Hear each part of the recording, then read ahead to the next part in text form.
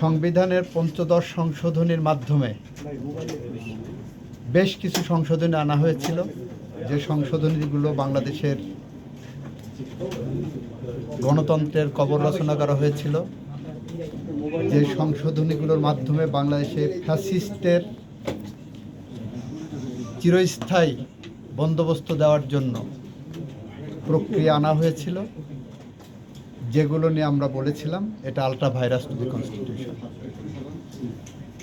আমি attorney general থাকা অবস্থায় পাবলিক ইন্টারেস্ট লিটিগেশনে মিস্টার বদিউল আলম মজুমদার সহ যারা এই মামলা করেছিলেন এবং ইন্টারভেনার হিসেবে যারা ছিলেন অন্তর্বর্তীকালীন সরকারের পক্ষ থেকে, তখন আমাদের ইনস্ট্রাকশন ছিল যে এই সংশোধনীগুলো বাংলাদেশের মানুষের জীবনে বোঝা হয়ে আছে, গণতন্ত্রের পথে অন্তরায়।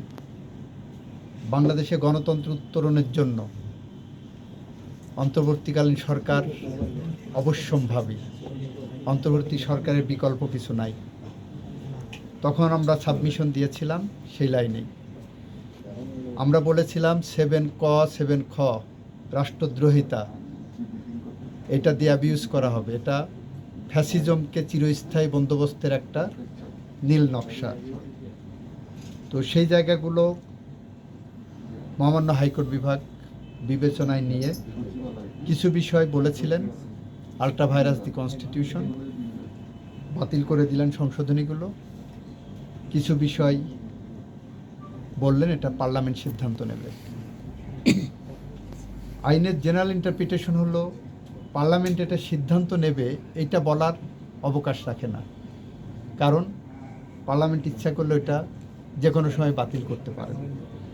তো নেভারদিলেস তার বিরুদ্ধে যেগুলো বাতিল করেননি সেইগুলোর বিরুদ্ধে অ্যাপেলেট ডিভিশনে গেছে। অ্যাপেলেট ডিভিশন একই কথা বলে দিয়েছেন, যেটা পার্লামেন্ট সিদ্ধান্ত নেবেন, আর হাইকোর্ট যেগুলো আপনার অবৈধ ডিক্লেয়ার করেছে